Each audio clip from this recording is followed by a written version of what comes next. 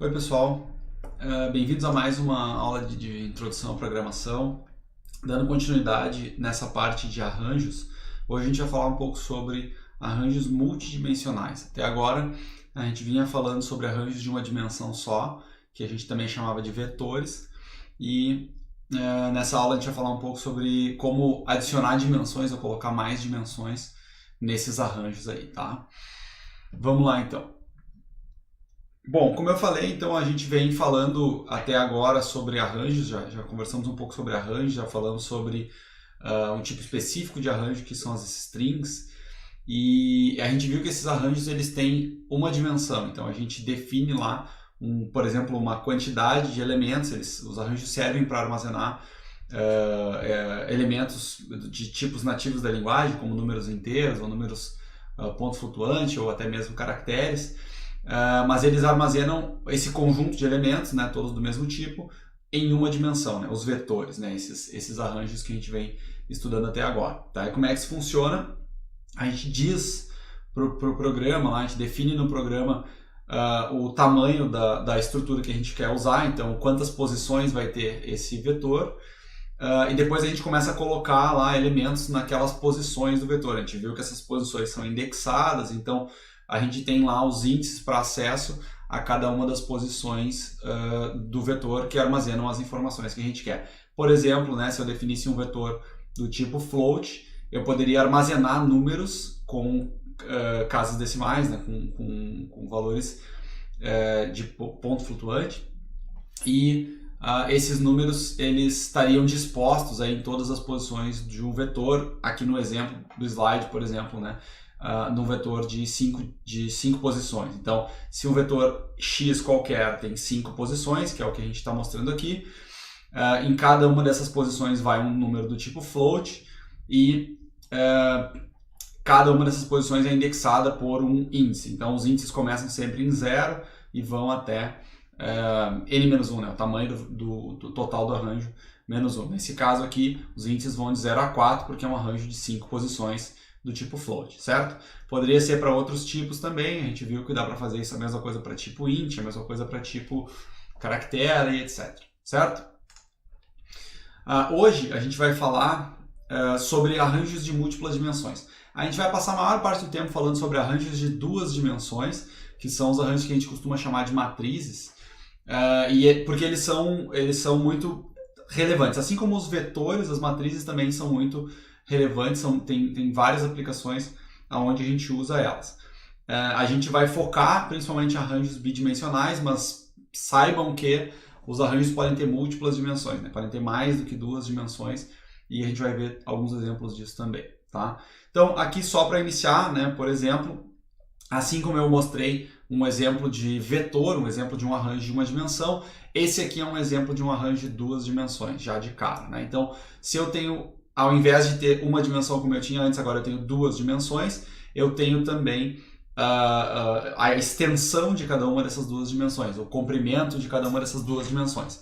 Então, se antes um vetor ele tinha um comprimento, agora eu vou ter 2 comprimentos, porque eu tenho 2 dimensões. Certo? Então eu tenho um comprimento na dimensão y aqui, por exemplo, e um comprimento na dimensão x, certo? Eu vou ter que especificar esses comprimentos, assim como eu especificava os comprimentos dos vetores, né? Aqui eu estou usando também um exemplo com uma matriz do tipo float, poderia ser de outros tipos também. Importante ressaltar que arranjos são estruturas homogêneas, como a gente vem falando, então todos os dados armazenados nesse arranjo do tipo float, seja ele unidimensional, bidimensional, tridimensional, são sempre do mesmo tipo. Portanto, em todas as posições aqui, eu só posso armazenar números do tipo float, certo? Então, todos os números de um mesmo tipo. Uma confusão comum é achar que cada dimensão pode armazenar coisas de tipos diferentes. Isso não é verdade. Arranjos são estruturas homogêneas, eles armazenam sempre informações de um mesmo tipo em todas as n dimensões que eles tiverem. Então, aqui está um exemplo de arranjo de 2 dimensões, ou matriz, para armazenar números do tipo float. Então, tem aqui uma dimensão x, tem uma dimensão y, né? Eu que dei esses nomes para as dimensões, elas podem chamar como eu quiser, depende do domínio do meu problema. Mas aqui tem uma dimensão x e uma dimensão y, E essas dimensões aqui estão numeradas de acordo com o tamanho, né? Tem os índices de acordo com o comprimento delas. Daqui a pouco a gente vai ver como é que usa esses índices, como é que faz acesso para leitura e escrita nessas posições aqui com mais detalhes, tá? Bom, como eu falei, a gente vai focar em arranjos bidimensionais. A gente chama normalmente a gente chama esses arranjos de matrizes, às vezes também chama de tabelas, mais comumente de matrizes. E, em geral, a gente vai fazer definição desses arranjos direto aqui nessa aula, né, em linguagem C. Então a gente vai usar a sintaxe da linguagem direto. E vocês vão ver que o bom, talvez, né, é que agora que a gente já sabe arranjos de uma dimensão, fica fácil aprender arranjos de múltiplas dimensões, porque basicamente o que a gente tem que fazer é estender um pouco o conteúdo, o conhecimento que a gente já tem. Então a gente já tinha visto mais ou menos como fazer declaração, por exemplo, de arranjos de uma dimensão. Para declarar arranjos de duas dimensões, eu só tenho que adicionar uma dimensão ali entre colchetes. Então vamos supor aqui, por exemplo, né, se eu precisasse declarar um arranjo para armazenar informações de uma turma, vamos supor que eu tenho alunos e notas, né? Então eu tenho lá para 30 alunos de uma turma, cada aluno tem 30 notas, vamos supor, tá? O que eu faço? Eu coloco lá numa dimensão os alunos, na outra dimensão as notas, né? Então eu tenho cada dimensão tem o seu significado, digamos assim, para o meu programa, e eu defino um vetor, por exemplo, uma matriz de duas dimensões aqui, dessa forma, né? Boto lá entre colchetes o tamanho, né? O comprimento de cada uma das duas dimensões. Aqui no caso eu fiz um define antes, defini uma constante antes, para não botar direto o número aqui. Isso é uma boa ideia em geral quando a gente está usando matrizes ou arranjos de múltiplas dimensões, porque daí fica mais claro na própria definição da matriz o que é para ser armazenado em cada dimensão, o que cada dimensão representa nesse problema específico. Então, às vezes, em geral, eu diria que é uma boa ideia fazer esse tipo de prática aqui, de dar nomes aqui para as dimensões e esses nomes representarem, de fato, números, né? Representam o comprimento de cada uma das dimensões, tá? A gente vai falar muito, já falou sobre arranjos de uma dimensão, a gente está falando sobre arranjos de duas dimensões e a gente vai falar muito mais sobre esse tipo de arranjo nessa apresentação, mas arranjos de mais do que duas dimensões também existem e é bom saber disso porque tem casos em que faz mais sentido usar mais ou menos dimensões dependendo da aplicação, dependendo do que a gente quer implementar. Aqui tem 3 exemplos, tá? Imaginem que eu fosse lá um professor e eu tenho uma turma e eu gostaria de armazenar as notas dos meus alunos da minha turma num arranjo que para depois fazer algum tipo de cálculo, calcular a média, desvio padrão, qualquer coisa assim, né? Calcular alguma coisa em relação às notas dos alunos. Se eu tenho só uma turma e essa turma tem, sei lá, 5 alunos e esses alunos, cada um deles só tem uma nota, beleza. Eu armazeno isso num vetor, por exemplo, que nem aqui, né? Então, aqui para esse caso, um vetor seria suficiente, né? Agora, vamos supor um segundo problema onde os alunos não têm uma nota só, né? Eles não têm só uma prova, né? Não têm uma nota só atribuída, eles podem ter várias notas. Por exemplo, eles podem ter 4 notas. Então, o aluno faz 2 provas e 2 trabalhos, vamos supor, ao longo do semestre. Então, eu agora preciso de mais espaço para armazenar notas e uma quantidade X de alunos. Pode ser 2, 3, 10, 20, quantos alunos eu quiser. Então, cada aluno, para uma turma de 20 alunos, por exemplo, eu vou ter 4 notas para cada aluno, né? Aqui no caso a gente fez uma turma curtinha para caber no slide, né? Que tem só 3 alunos, mas poderia ser essa dimensão aqui poderia ser muito mais longa, né? Então aqui eu decidi, né, representar essa informação dessa forma, representar os alunos aqui como sendo essa dimensão. Então essa dimensão aqui é a dimensão dos alunos, essa dimensão aqui é a dimensão das notas. Então eu resolvi fazer uma tabela ou uma matriz de notas de alunos para poder armazenar as notas das provas nessa dimensão e cada um dos alunos aqui nessa dimensão. Significa que cada aluno numa linha aqui da minha matriz vai ter N notas. Então eu vou conseguir armazenar 4 notas aqui para cada aluno. Para o aluno 0 tem 4 notas, para o aluno 1 tem 4 notas, para cada aluno tem 4 notas. Portanto, ao todo aqui, né, eu fico com 16 notas, tá? Desculpa, nesse caso aqui 3 vezes 4, né, 12 notas. Depois, um exemplo um pouco mais avançado, né? Eu posso ter não só uma turma, mas eu poderia ter 2 turmas ou 3 turmas, por exemplo, tá? Então, a mesma coisa, né? Eu tenho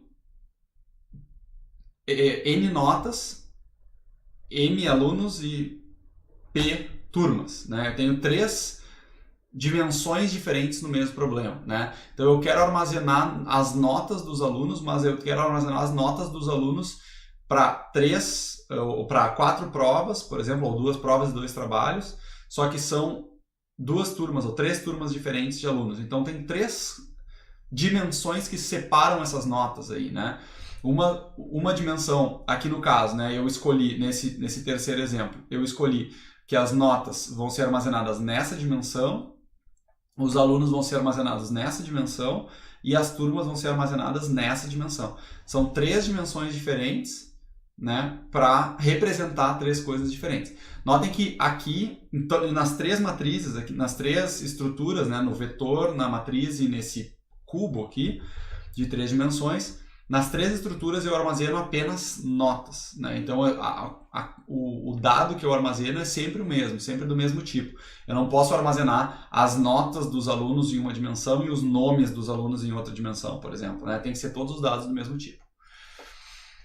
Um outro detalhe aqui importante é que isso aqui é uma decisão, esse tipo de decisão, esse tipo de raciocínio que a gente está fazendo aqui, é um raciocínio feito em tempo de design, né? Um raciocínio que o programador deve fazer, claro, antes de começar a desenvolver o seu programa, né? Eu poderia armazenar, vamos supor, né? Eu tenho esse vetor de notas aqui com 5 notas, tá? Se eu quisesse armazenar as notas, aqui são 5 notas, é uma nota para cada aluno, vamos supor.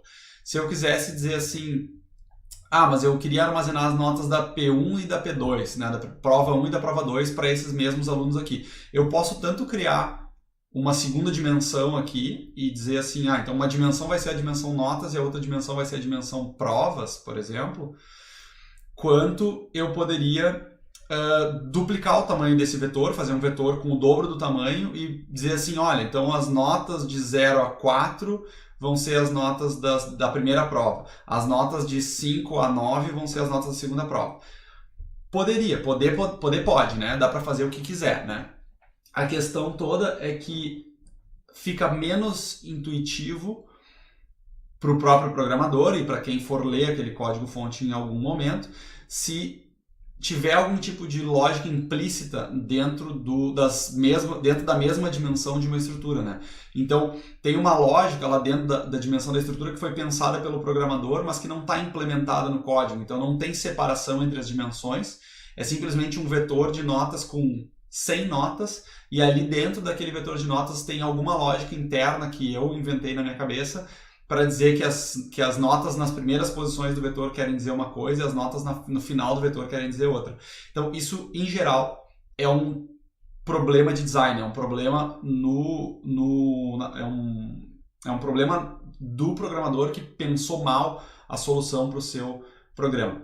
Não significa que não funcione, tá? Então, pode ser que o programa funcione e pode ser que ele faça tudo o que tenha que fazer, o usuário pode nem perceber, mas aquele programa é um programa de alguma forma mal feito, né? Ele não segue uma prática, não segue uma boa prática porque ele foi feito porque não se usou a estrutura adequada, basicamente, né? Então, procurem olhar para os problemas que são dados, né? Olhar para os enunciados dos problemas, por exemplo, identificar quando tem esse tipo de característica, né? Quando tem essas características que requerem estruturas com múltiplas dimensões, por exemplo, matrizes ou até mesmo esse tipo de matriz tridimensional, né, ou cubo, ou sei lá o que, né? Então, atentem para isso, tentem encontrar aí, ainda em tempo de design, enquanto vocês estiverem pensando sobre a solução para o problema, tentem encontrar a estrutura ideal para armazenar os dados que vocês querem manipular durante o programa.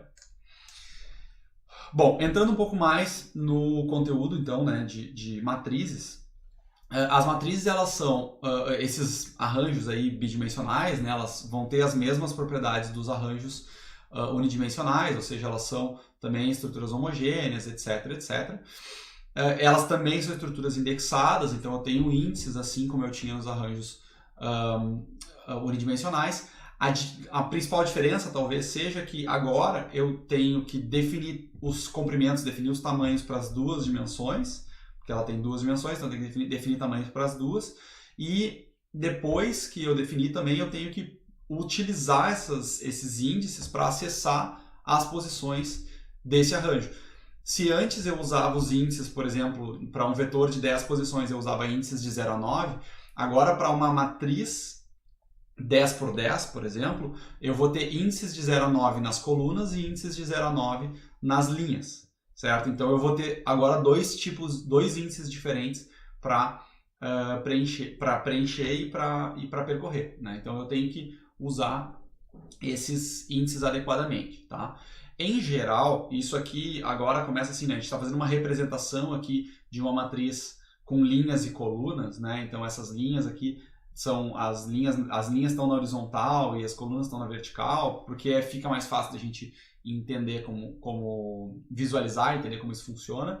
Mas na prática, isso aqui também depende de como o programador implementa, né? Então, o programador vai decidir se a linha é a primeira dimensão ou a coluna é a primeira dimensão. Isso depende muito de como o programador vai usar isso aqui dentro do programa dele. Mas, em geral, a gente, por facilidade, por definição, a gente meio que define que a primeira dimensão aqui é a dimensão da linha, e a segunda dimensão é a dimensão da coluna. E aí vocês vão poder ver que, por exemplo, né, aqui na coluna 0, né, se a gente pegar a coluna 0 aqui, né, o índice da coluna aqui é sempre 0, certo?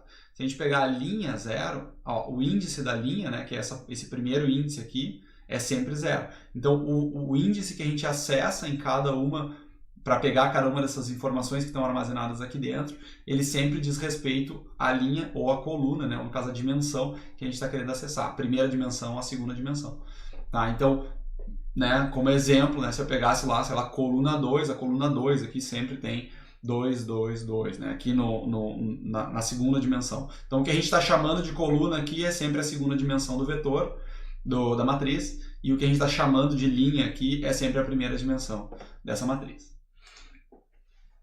Para declaração de matrizes, então a gente viu um pouco isso, já adiantou um pouco essa parte, mas para declaração de matrizes a gente faz a mesma estrutura que a gente fazia para a declaração de vetores, exceto que a única diferença é que tem uma dimensão adicional aqui. Então eu boto lá o tipo de dado primeiro, que pode ser qualquer tipo nativo da linguagem, um nome que eu vou definir, eu posso escolher o nome que eu quiser para usar como nome de variável, um tamanho na dimensão 1 e um tamanho na dimensão 2. Em geral, a gente chama essa primeira dimensão aqui de dimensão das linhas e essa segunda aqui de dimensão das colunas.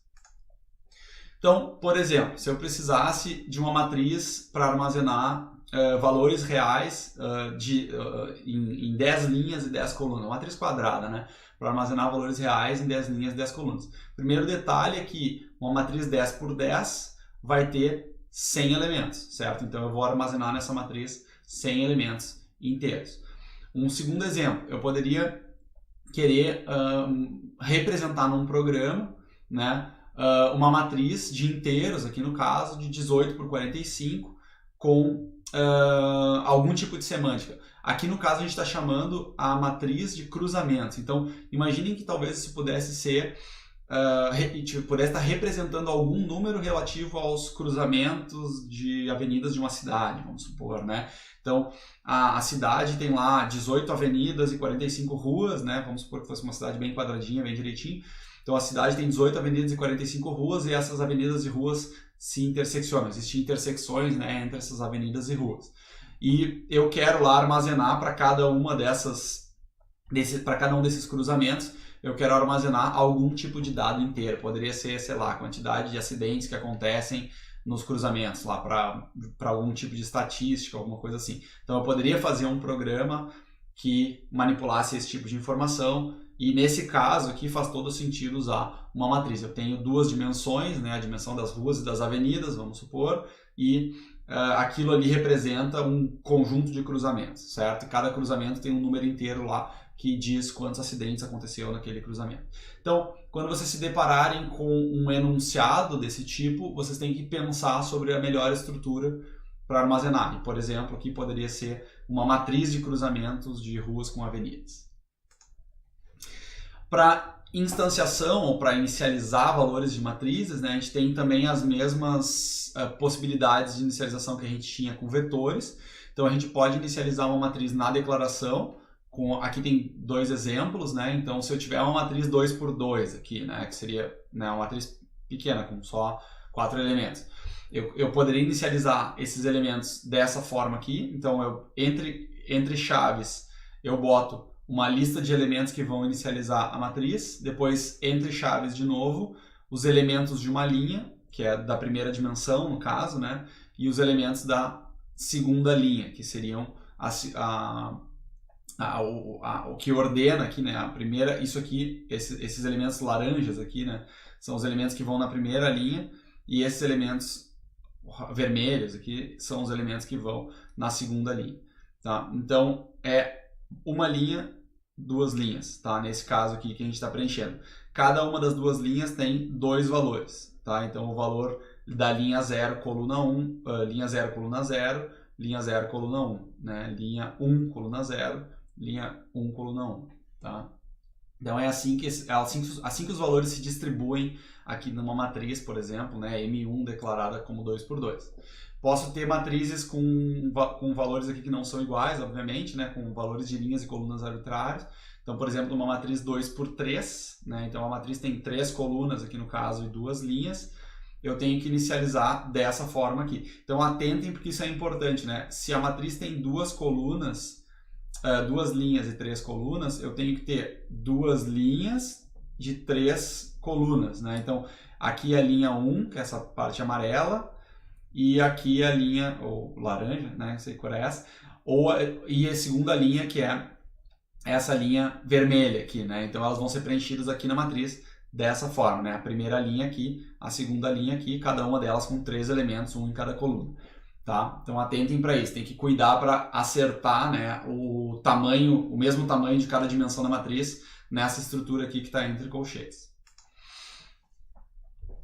A gente pode inicializar ou instanciar valores em matrizes usando leitura, ou seja, o usuário vai digitar os valores.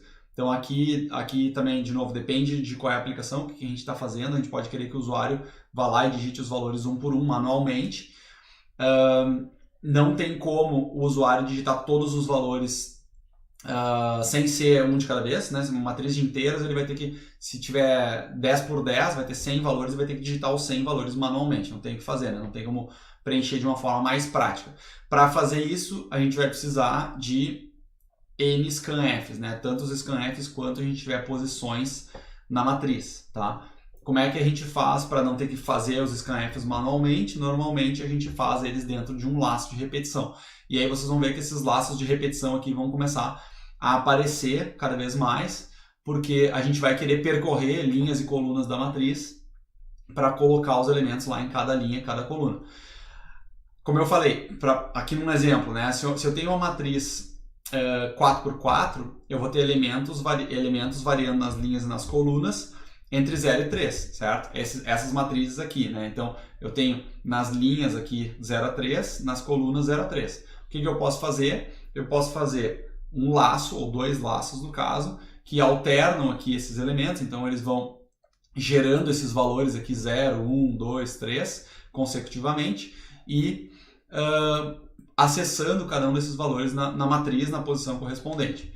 Por exemplo, se eu quisesse fazer isso por linha, ou seja, preencher toda uma linha, né, preencher as 4 colunas da primeira linha para depois preencher as 4 colunas da segunda linha, como eu faço é assim. Então eu pego lá uma variável i qualquer, né, poderia ser qualquer outro nome de variável, mas eu escolhi aqui um i, que começa em 0, esse i vai variar até menor do que 4, portanto vai de 0 a 3, que é exatamente o que a gente precisa, 0, 1, 2, 3. Ele vai incrementar de 1 em 1.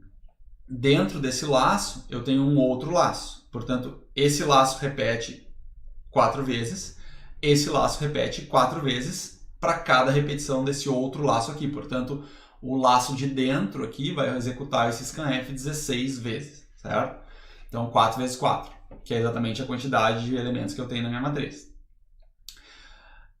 O I começa em 0, né? Daí o J vai variar entre 0 e 3, certo? Então, o que vai acontecer aqui, né? Nessa leitura, nesse scanf, eu vou acessar a matriz na posição 0, 0, depois 0, 1, 0, 2, 0, 3, né? Quando chegar aqui em 3, né? Ele vai chegar aqui nesse laço, né? Vai dar... ele vai entrar pela última vez quando J for igual a 3. Quando J for igual a 4, ele não vai entrar nesse laço, vai sair e voltar aqui para fora. Quando ele sair e voltar para fora, o I incrementa e roda tudo de novo, né? O J roda todo de novo. Então, o I vai ser igual a 1 na segunda execução, que vai ser a segunda linha aqui. Então, o I vai ser igual a 1. O J vai variar entre 0 e 3 de novo. Então, vai ser I igual a 1, J igual a 0, 1, 2, 3. Então, isso aqui percorre linha por linha essa matriz, colocando valores aqui em cada uma das posições. Esse código aqui, de forma análoga, faz o inverso, percorre coluna por coluna. Aqui a diferença de um código para o outro é que eu botei o laço do J para fora. Tá? Então, o J está aqui fora, né, e o I está aqui dentro. Então, vai acontecer a mesma coisa, só que aqui, quando eu acessar a posição IJ, o J vai estar fixado em 0 e o I vai estar variando de 0 até 3. Então, o que vai acontecer é que ele vai percorrer toda essa coluna primeiro, para depois passar para a segunda coluna e aí percorrer toda a segunda coluna. Então, essa é a ideia. Eu posso inverter, por isso que eu falei, o que é linha, o que é coluna, depende de como o programador implementa o seu código, né? Então, nesse caso aqui, a gente está definindo que percorrer por linhas é fixar a primeira dimensão e variar a segunda, né? E aqui no caso de percorrer por colunas é fixar a segunda dimensão e variar a primeira. Tá? Então essa é basicamente a ideia aí da diferença entre percorrer por linhas ou por colunas numa matriz. Para atribuição é exatamente a mesma coisa, exceto que eu mudei aqui, né? Ao invés de colocar os valores lidos por scanf, ao invés do usuário digitar os 16 valores ali para preencher nas posições da matriz, eu estou atribuindo um valor direto para uma posição. Então, eu poderia usar isso aqui para inicializar uma matriz com qualquer valor, né? Inicializar uma matriz toda com zeros, ou inicializar uma matriz toda com qualquer valor que faça sentido para o meu programa. Então, aqui no caso, eu estou inicializando a matriz por linhas. Aqui eu estou botando valores I mais J, um valor qualquer, ele vai somar os índices, né? E botar numa posição da matriz. Poderia ser qualquer valor fixo, qualquer coisa aqui. Isso aqui não está definido, né? O problema não definiu exatamente o que era para inicializar por atribuição. Então a gente está atribuindo qualquer coisa aqui, mesma coisa, né? Aqui a gente está atribuindo qualquer coisa, mas preenchendo por colunas. Tá? Então aqui preenche por colunas a matriz, então vai preencher nesse sentido aqui, toda a coluna 1, toda a coluna 2, toda a coluna 3, e aqui ele vai preencher por linha, então vai preencher todas as linhas aqui, todas as linhas aqui, todas as linhas aqui. Tá? E para apresentar o conteúdo, né, para mostrar na tela o conteúdo de uma matriz, a gente geralmente faz a mesma coisa. Percorre a matriz ou por linhas ou por colunas, com dois laços como esses aqui, por exemplo. E ao invés de usar um scanf ou uma atribuição, a gente usa um printf para imprimir os dados que estão contidos na posição IJ qualquer lá da matriz. Tá? Então, isso aqui vai variar todos os valores de I, todos os valores de J e vai imprimir todo o conteúdo da matriz aqui. Tem um comandinho adicional aqui que é um printf, tá? E esse printf aqui, ele se faz necessário para que eu coloque uma quebra de linha depois de imprimir todos os valores de uma determinada coluna da matriz, tá? Então eu tenho que botar um printf aqui /n em algum lugar para fazer com que esse comando aqui seja impresso, para que essa matriz seja impressa e no final de cada linha tenha uma quebra de linha. Isso é só um detalhe de apresentação mesmo, de implementação, e também vai depender do que vocês estão fazendo nos problemas reais. Aqui é só um exemplo para vocês verem, para vocês lembrarem que tem esse detalhe que tem que cuidar. Tá? Bom, vamos para algumas aplicações mais reais. Assim, vamos pensar sobre alguns problemas que a gente poderia querer fazer usando elementos de matriz. Então, tem 5 exemplos de problemas aqui, tá? Um primeiro deles é procurar ou encontrar o maior elemento em cada linha da matriz. Imaginem que, por exemplo, poderia ser uma matriz de notas de uma turma, mesma coisa. Tem as notas dos alunos de 3 turmas, por exemplo, né? Numa matriz, e aí eu quero procurar para cada linha, vamos supor que cada linha é uma turma, né? Então eu posso procurar lá em cada linha dessa matriz para percorrer todas as turmas e encontrar em cada linha qual foi a maior nota, vamos supor, né? Coisas desse tipo, né? O que eu quiser.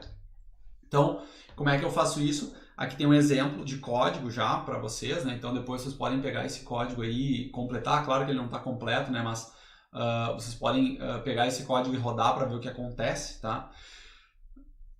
Mas a ideia aqui é que esse código ele sirva para a gente procurar o maior elemento de uma linha específica da matriz.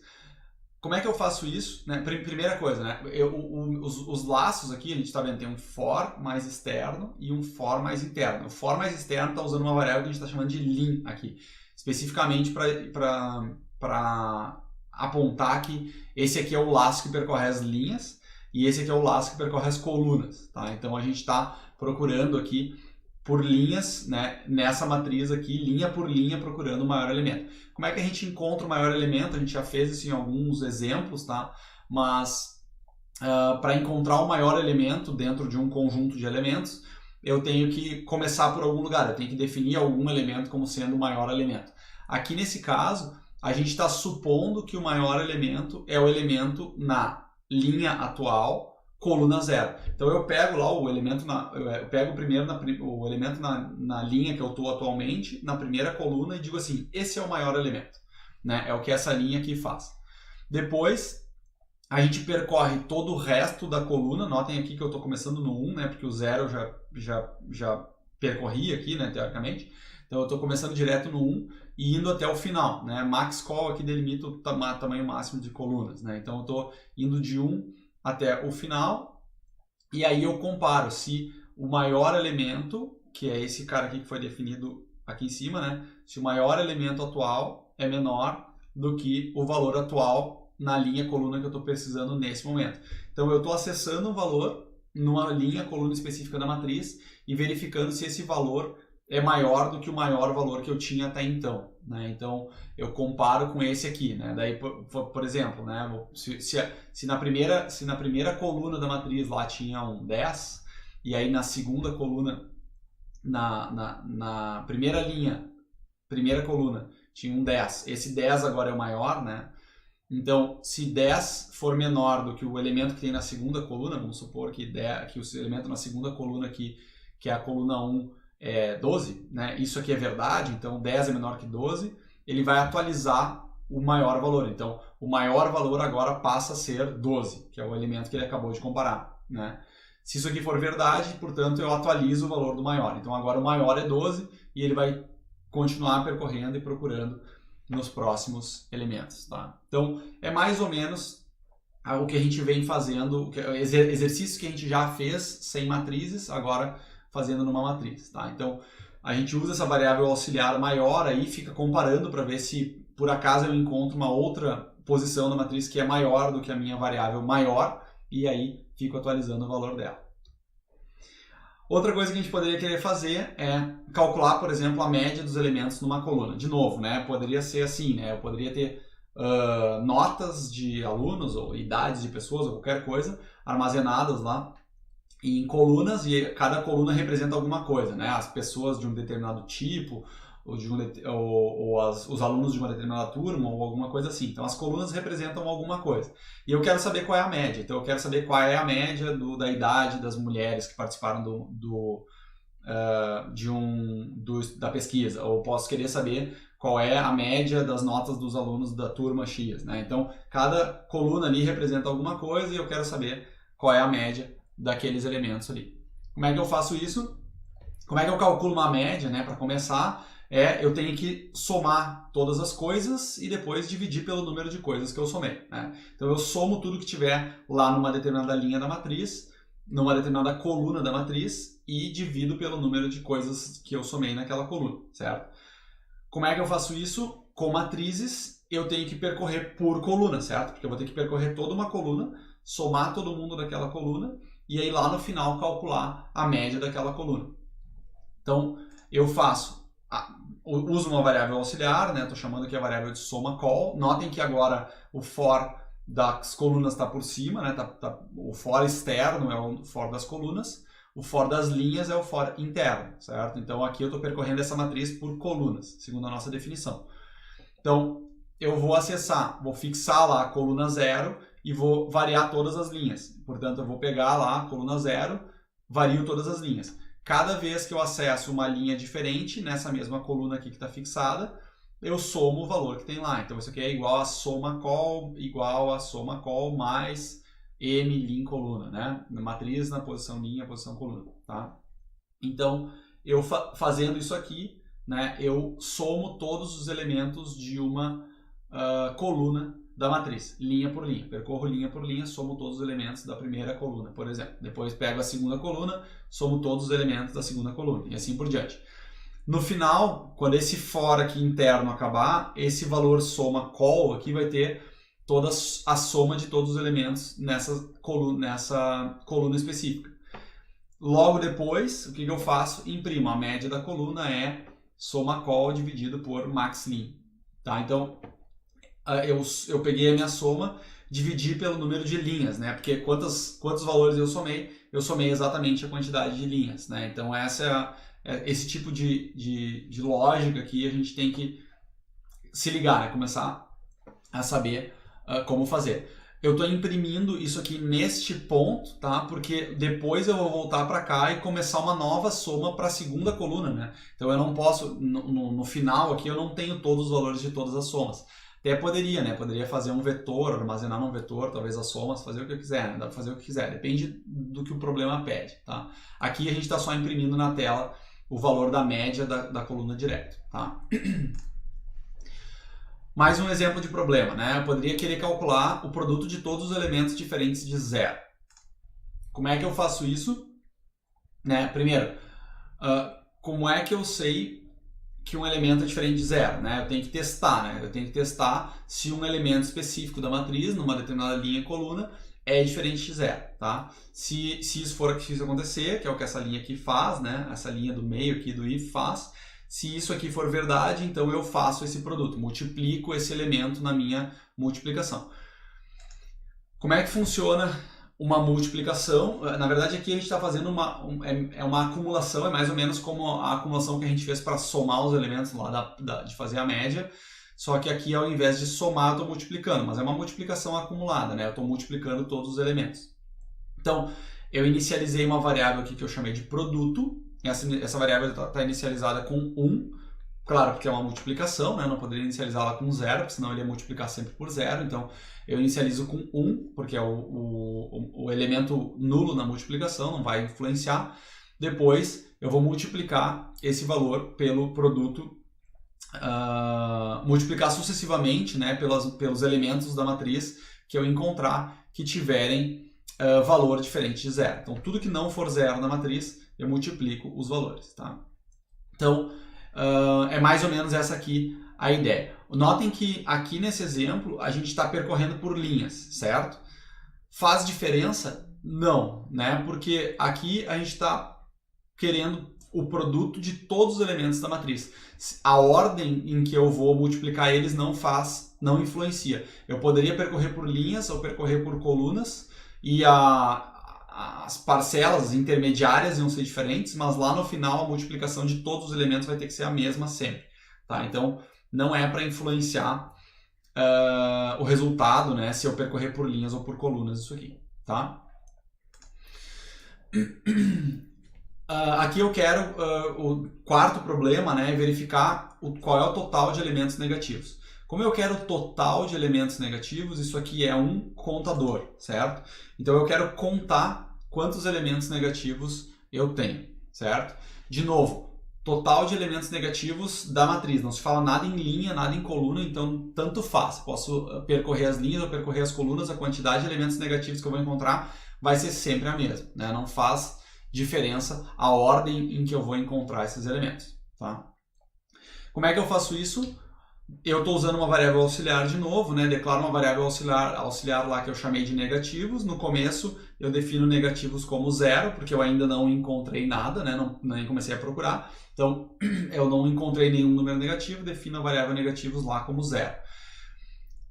Eu percorro linhas e colunas sempre que, ou seja, se em alguma linha, alguma coluna dessa matriz, o elemento m na linha coluna correspondente for menor do que 0, o que eu faço? Negativos mais, né? Somo mais 1 na variável negativo. Então, aqui eu estou encontrando e contando, né, todos os elementos que casam com essa condição aqui, né? Ou seja, os elementos da matriz M em qualquer linha, qualquer coluna, que tenham um valor menor que 0.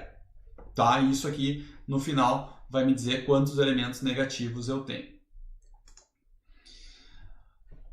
O último problema é, dado encontrar a posição, daí aqui linha e coluna, com elementos na matriz ficam sempre numa linha, numa coluna, tem que ter os dois índices.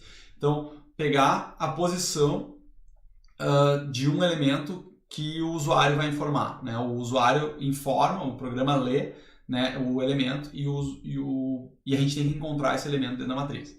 Seria como, por exemplo, não sei, né, poderia ser uma matriz de um bingo, alguma coisa assim, né?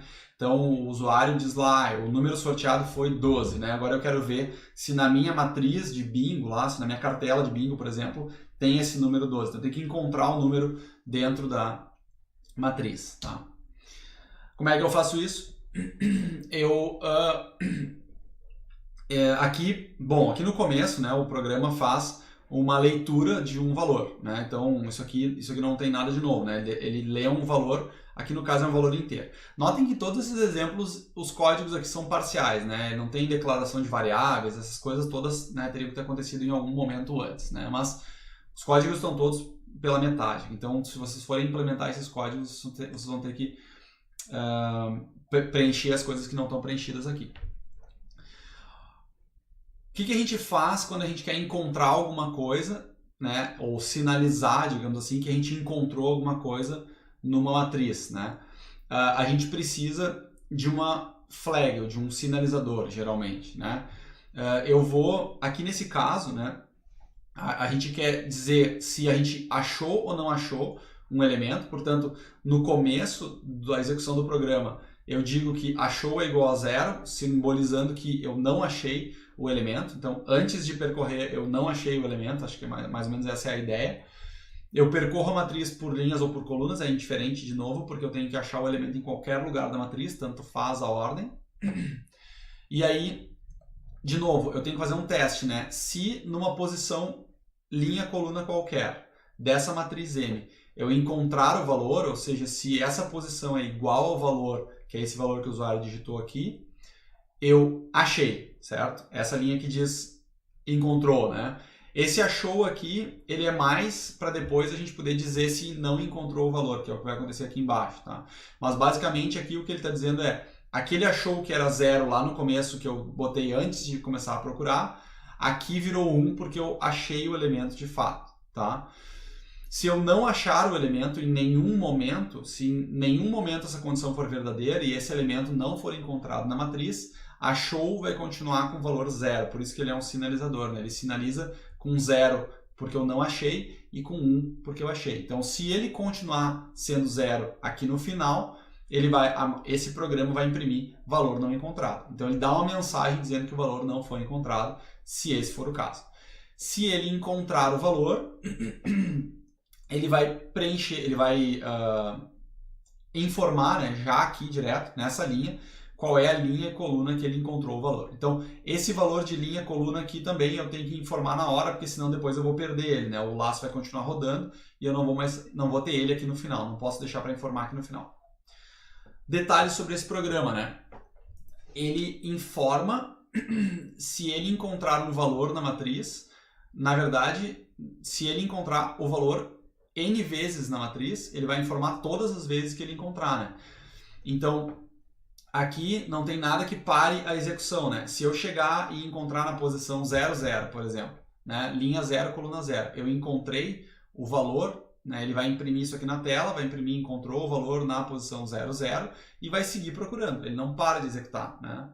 Então ele vai seguir procurando, vai voltar para cá, vai continuar procurando e aí se ele encontrar de novo o mesmo valor na posição, sei lá, 4, 5, qualquer outro índice da matriz aqui, se ele encontrar o mesmo valor de novo, ele vai imprimir de novo a mesma mensagem. Então ele vai ficar imprimindo essa mensagem aqui para todas as vezes que ele encontrar o valor. Então aí vai depender, né? Tipo, aqui essa implementação está fazendo isso. Isso vai depender de qual é o enunciado, se o que a gente quer é isso mesmo, né? Mas é bom saber exatamente o que a implementação faz. Certo? Vamos adiante. A gente... outros exemplos de aplicação, tá? Aplicações comuns de matriz. Na verdade, a gente costuma fazer isso aqui, ou já fez isso aqui em algum lugar, nas aulas lá de matemática, por exemplo. Tá? Imaginem que eu declarar... Bom, primeira coisa, declaração, né? Eu vou declarar 3 matrizes, A, B e C, e essas matrizes são aqui todas quadradas, tá? De tamanho 100 por 100. Matrizes grandes, com 1000 elementos, né? Com 100 por 100, né? 10.000 elementos. Então, eu declaro essas matrizes aqui, né? Preencho elas de alguma forma, ou o usuário informa. O usuário informar vai demorar muito, né? Mas o usuário informa ou eu leio esses valores de algum lugar, tá? E vou usar elas para fazer operações matemáticas, operações matriciais, né? Operações com matrizes. Por exemplo, né? Como é que eu faço para somar duas matrizes? Somar, por exemplo, as matrizes A e B e o resultante dessa soma ser atribuído para C. E como é que eu faço para somar, multiplicar as matrizes A e B e o resultante dessa multiplicação ser colocado na variável, na matriz C, né? Infelizmente, né, a linguagem não resolve isso para nós, né? A linguagem não vai deixar vocês pegarem e fazerem A mais B igual a C, né? Então, isso aqui não vai funcionar. A gente tem que implementar a matemática disso aqui, né? A gente tem que implementar as operações matemáticas com as operações que a gente tem disponíveis, né? Somar dois vetores ou duas matrizes assim em programação não funciona, tá? Como é que a gente faz isso? Para nossa sorte, né, isso é bastante simples. Essas operações com matrizes são relativamente simples quando a gente fala em programação. Tá? Como é que seria a multiplicação de matrizes, né, duas matrizes A e B, a soma primeiro, né, duas matrizes A e B,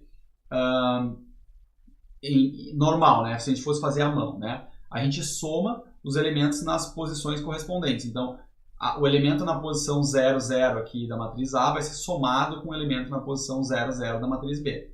Né? E aí vai dar 4 mais 3, aqui nesse caso, né? Vai dar 7. E esse elemento vai ser colocado na matriz C na posição 00. Certo? Depois eu somo, em qualquer ordem, né? Mas eu tenho que somar os elementos nas correspondentes posições. Então, eu vou fazer menos 2 mais 2, né? Que é o que está aqui, que vai dar 0, né? E assim por diante. Então eu somo 1 com menos 1, 0 com 5, e esses aqui são os resultados. Como é que eu faço isso com matrizes em programação? É relativamente simples, né? O código está aqui em cima. Então eu sei percorrer a matriz por linhas e colunas, certo? Eu sei identificar os índices das matrizes aqui dentro de um laço de repetição como esse aqui, por exemplo, né? Como é que eu posso fazer para implementar essa operação aqui? Basicamente, eu tenho que somar o elemento na matriz A na posição IJ com o elemento da matriz B na posição IJ. Isso aqui vai ser um número, isso aqui vai ser outro número. Mesma coisa que a gente está fazendo aqui, né? Que a gente faz manualmente aqui embaixo. Então, isso aqui vai dar um número, isso aqui vai dar outro número. Essa soma aqui vai funcionar, não é uma soma de matrizes ou de vetores, é uma soma de números. Esses dois números somados vão ser atribuídos na mesma posição correspondente aqui do vetor C. Então, por exemplo, né, quando I for igual a 0 e o J for igual a 0, o que isso aqui vai fazer? Matriz A na posição 00, que é esse carinha aqui, né, 4, mais matriz B na posição 00, que é esse cara aqui, 3, né, então vai fazer 4 mais 3, igual, né, o resultado disso aqui vai dar 7, né, e esse resultado 7 vai ser atribuído na posição 00 da matriz C, né, então nessa posição aqui. Então é bem o que a gente precisa, né, o J, daí o I vai estar fixo em 0, o J vai variar para 1, e aqui vai ser 0, 1, 0, 1, 0, 1. Todos os índices são iguais, né? Então, 0, 1 no caso da matriz A é esse carinha aqui, né? Linha 0, que é essa linha aqui, coluna 1, né? Então, 0, 1 é esse aqui, 0, 1 na matriz B é esse aqui, então vai ser menos 2 mais 2, menos 2 mais 2 aqui vai dar 0.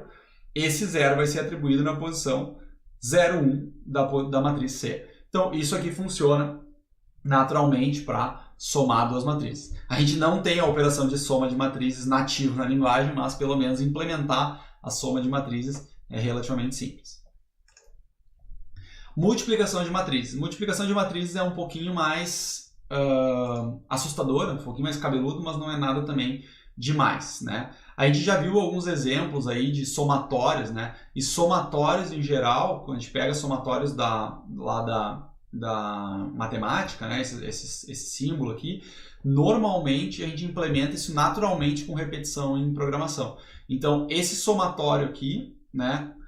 Somando as matrizes A na posição IK, fazendo essa multiplicação e somando sucessivamente todas as parcelas dessa multiplicação aqui, vai fazer a multiplicação das matrizes. Como é que é a multiplicação de matrizes, né? A multiplicação de matrizes basicamente é eu pego e multiplico todos os elementos na linha da primeira matriz pelos elementos na coluna da segunda matriz, tá? Então eu vou pegar lá todos os elementos de uma linha na matriz A e multiplicar pelos elementos na coluna da matriz B. Isso vai dar um elemento na matriz C, né? Todas essas multiplicações, as somas sucessivas dessas multiplicações vai dar um elemento na matriz B, tá? Então, é a multiplicação de matrizes lá da matemática do segundo grau, né? Como é que a gente faz isso aqui em C? De novo, dois laços de repetição. Então, eu tenho os dois laços de repetição normal. Esses dois laços de repetição vão percorrer linhas e colunas da matriz, tá? E aí, aqui dentro é o que tem um pouco diferente, né? Aqui dentro, o que eu tenho que fazer? Um somatório, que é esse somatório aqui, né? Esse somatório vai ter um K que vai de 0 até N-1, né? Que é mais ou menos isso aqui que a gente implementa. O K vai de 0 até menor do que max. Então, se o max aqui é 100, esse K vai variar entre 0 e 99, tá? Como é que eu faço como é que é a operação aqui dentro? A operação aqui dentro do somatório é uma multiplicação. Então, essa multiplicação vai ser matriz na posição IK vezes matriz na posição matriz A na posição IK vezes matriz B na posição KJ, certo? Então, eu vou multiplicar esses dois números aqui, né? Isso aqui vão ser dois números. Que posições são essas? I é a linha aqui fixada lá fora, né? J é a coluna fixada aqui dentro, tá? Então, o que eu vou fazer? Eu vou pegar todos os elementos nas linhas I e multiplicar por todos os elementos na coluna J, certo? E aqui o K está variando entre 0 e K-1, que é 0 e N-1, 0 até max, né? Então, é exatamente o que pede essa repetição aqui. Eu somo todos esses elementos, isso aqui é uma soma sucessiva, né? Esse S aqui vai ser uma soma sucessiva. Eu vou somar todas essas multiplicações, né? Multiplico dois elementos das matrizes e somo com o próximo, né? Faço a multiplicação do elemento na linha, coluna correspondente e vou somando todos eles. Lá no final dessa repetição, esse S aqui é esse somatório todo aqui, tá? Então, o que eu faço? S vai ser atribuído na posição IJ, que é justamente a linha, coluna que eu estou multiplicando dessas duas matrizes aqui, né? Estou multiplicando essa linha aí da matriz A por essa coluna J da matriz B, né? Cada multiplicação de cada elemento é somada nessa soma sucessiva. Essa soma sucessiva vai ser atribuída na matriz C na posição IJ. Então é exatamente o que essa implementação aqui, essa equação aqui nos pede, tá? Então a implementação disso aqui em C é bem parecida com a especificação dela matematicamente, tá? Então, de novo, não tem, né, uma operação de multiplicação de matrizes nativa na linguagem, mas ela pode ser implementada facilmente, né, com programação. Bem brevemente, sobre arranjos de 3 dimensões, isso aqui se mapeia daí para arranjos de mais dimensões, N dimensões. A gente vai fazer arranjos de quantas dimensões a gente achar necessário para os nossos problemas. Arranjos de muitas dimensões começam a ficar complexos de gerenciar. A gente não, em geral, não tem problemas que requerem arranjos de 40 dimensões, né? Mas, se for o caso, dá para fazer.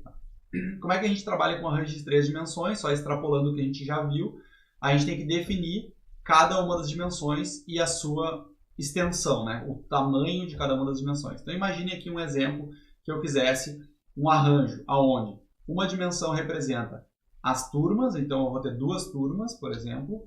Um arranjo representa os alunos em cada turma e um arranjo, uma dimensão do arranjo representa as notas de cada aluno de cada turma, né? Então, são até 10 alunos. Notem que poderia ter o caso, né? Eu tenho uma turma com 10, outra turma com 8 alunos. Bom, aí a gente vai ter que controlar isso no programa, né? Porque o arranjo não pode ter 2 dimensões ou 2 valores para uma mesma dimensão. Tá? Então, ele tem que ter exatamente a quantidade de espaços lá para armazenar o número máximo que eu preciso armazenar de alunos numa turma. Tá? Mas, enfim, isso aqui poderia ser um exemplo de um arranjo, né? Um exemplo de aplicação onde um arranjo de 3 dimensões faria sentido. Tá? Como é que eu declaro esse arranjo de 3 dimensões? Do mesmo jeito que eu declarava o arranjo de 2 dimensões, eu só boto uma dimensão a mais aqui, que é a dimensão 3. Né? Então, mesma coisa vale que a gente tinha falado antes. O tipo de dado, os tipos de dados são os mesmos, o nome da variável eu posso definir do jeito que eu quiser, as 2 primeiras dimensões e a terceira são valores aqui totalmente independentes. Eu posso definir elas com qualquer tamanho que eu precisar. Tá? Aqui no caso, no nosso exemplo, né, o ideal é definir constantes, né, defino lá uma constante turmas, uma constante alunos, uma constante notas, e esse arranjo aqui vai ter exatamente a quantidade de alunos que eu preciso, de notas de alunos que eu preciso. Isso aqui, como é um arranjo de float, né, a gente está armazenando notas de alunos provavelmente. Tá? Todo o arranjo, tá? Todas as 3 dimensões armazena apenas notas, apenas dados de um tipo, porque é um arranjo, é uma estrutura homogênea, como a gente mencionou antes. Né? Então, nesse caso aqui, por exemplo, né, eu consigo armazenar 5 vezes 10, né, 50, vezes 2, 100 notas nesse arranjo aqui. Então, eu vou ter 100 notas de alunos armazenadas nesse arranjo aqui. Essas notas estão distribuídas por aluno por turma. Né? Tem 3 dimensões aí para respeitar. Se eu quisesse, por exemplo, né, num caso arbitrário, se eu quisesse saber qual é a nota ou atribuir uma nota para um aluno específico, vamos supor que eu quero atribuir a segunda nota do terceiro aluno da primeira turma, como é que eu faço? Vou lá e acesso a posição específica que eu quero e coloco a nota lá, né? Se eu estou falando da segunda nota, né, seria a nota número 1, né? Então 0, 1, né, a segunda nota, começa no 0. Do terceiro aluno, portanto, o aluno, né, número 2 e a turma número 0, que é a primeira turma, né? Então, a primeira dimensão aqui é a dimensão da turma, a segunda dimensão aqui é a dimensão do aluno, a terceira dimensão é a dimensão da nota em si, né? Então, o aluno tem várias notas aqui, como se fossem notas de vários trabalhos, tá? Então, para atribuir um valor é assim, se eu quisesse que o usuário digitasse um valor também, mesma coisa, scanf, etc., exatamente igual a como a gente vinha fazendo até agora, tá? Aqui tem um exemplo, né, de como eu faria para imprimir essas notas desse aluno. Então, se antes eu usava 2 laços para percorrer 2 dimensões de uma matriz, agora eu vou usar 3 laços para percorrer 3 dimensões de uma estrutura de 3 dimensões, né, sei lá, um cubo, nesse caso, não é um cubo porque não é quadrado, né, mas uma matriz de 3 dimensões. Né? Então, eu uso um laço mais externo, que é o laço das turmas, e aqui notem que agora não faz mais sentido linhas e colunas, né? Então eu vou usar o que faz sentido no meu programa. Então, o laço mais externo é o laço das turmas, o laço mais interno aqui é o laço dos alunos, e o laço mais interno ainda, né, que eu estou usando uma terceira variável que eu chamei de K, é o laço das notas. Tá? Então, eu estou imprimindo todos os alunos da primeira turma, aí eu quebro uma linha aqui no final, né, e quebro uma linha aqui também, né? Então, essa linha aqui está quebrando as linhas, essa linha está quebrando as notas. Então, eu vou imprimir todas as notas dos alunos uma do lado da outra e depois quebrar uma linha. e aqui embaixo eu quebro a linha no final da turma, né? Esse laço aqui está terminando aqui, né? Então esse último printf aqui quebra no final de uma turma. Então eu vou imprimir, na verdade, uma turma embaixo da outra, né? Nesse caso aqui, vocês podem executar esse exemplo depois e testar, tá? Então é isso, tá? A gente termina por aqui, tá? A gente vai fazer também ainda alguns exemplos na atividade prática, mas a gente não vai avançar mais em mais do que 3 dimensões em geral nessa disciplina, tá? Tem casos, tem exemplos e situações em que pode ser necessário usar 4 ou mais dimensões, mas a gente não vai fazer isso nesse curso, tá? Mas isso aqui dá uma ideia geral, né? Para extrapolar para mais dimensões, a gente tem que só aumentar a quantidade de laços, aumentar a quantidade de dimensões na declaração e assim por diante, tá? Então, bom, ficamos por aqui. A gente continua depois na atividade prática, certo? Até a próxima, então.